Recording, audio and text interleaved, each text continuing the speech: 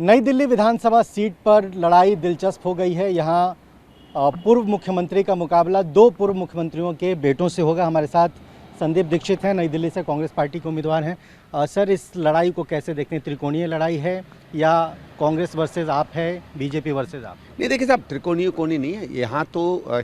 एक लोगों में अपने विधायक को लेकर बहुत निराशा है और आम आदमी पार्टी का अधिकांश वोटर शीला जी को याद कर रहा है, कांग्रेस को याद कर रहा है, वो हमारी तरफ आकर्षित हो रहा है। बीजेपी का भी बहुत सा वोटर है जिसने 10 साल विकास नहीं देखा है, वो बीजेपी से भी निराश है। वो जानता है कि उसने दिल्ली में क्या किया, क्या नहीं किया, एमसीडी में क्या सत्यानाश हुआ। तो हमें तो दोनों तरफ से समर्थन मिल रहा है। अरविंद केजरीवाल बार बार कह रहे हैं कि बीजेपी मैनिपुलेट करने की कोशिश कर रही है। कल प्रधानमंत्री ने जो कुछ भी कहा, कांग्रेस पार्टी इस लड़ाई में नहीं है, ये बीजेपी की ओर से भी कहा जा रहा है और आम आदमी पार्टी की ओर से। क्योंकि दोनों डरते हैं ना भाई। अगर हमें इंपॉर्टेंट नहीं है तो हमारा नाम ही क्यों ले रहे हो?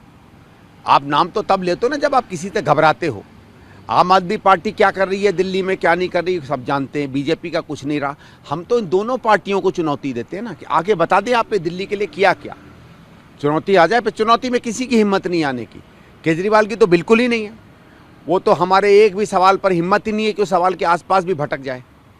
ये सीट हाई प्रोफाइल तो पहले से ही थी, अब कांग्रेस ने आपको उम्मीदवार बनाया। प्रवेश वर्मा भी सांसद रहे हैं और बीजेपी के बड़े चेहरे दिल्ली के माने जाते हैं। उनके आने से ये इस पूरे जो कंटेस्ट है उसको कैसे देख रहे हैं? देखिए, कोई तो आता बीजेपी से। हमारी लड़ाई किसी कैंडिडेट से नहीं है।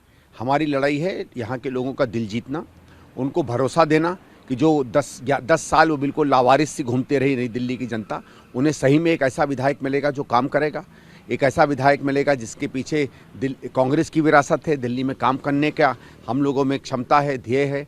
मैंने पूर्वी दिल्ली में जो काम किया है वो सब मानते हैं कि पूर्वी दिल्ली में क्रांतिकारी परिवर्तन हम लोग कर सके।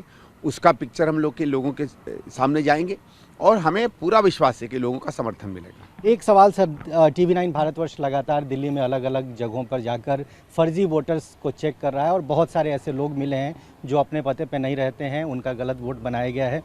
बीजेपी ने इसे अरविंद केजरीवाल का स्कैम 2024 का नाम दिया है। कांग्रेस पार्टी इस पूरे फर्जी वोटिंग को कैसे देख रही है? देखिए, फर्जी वोटिंग होती है, फर्जी नाम डलते हैं, फर्जी नाम हटते हैं। और मेरा ये है कि भारतीय जनता पार्टी को लगता है फर्जी वोटर हैं तो वो घूम घूम के उनको आइडेंटिफाई करें। आम आदमी पार्टी ने भी आइडेंटिफाई किया, हम लोगों ने भी किया है।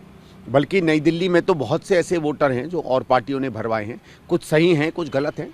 पॉलिटिकल पार्टियां अपना काम करें, गलत वोटर मिलते हैं तो उसे चिन्हित करें, इलेक्शन कमीशन में जाके वो नाम कटवाएं।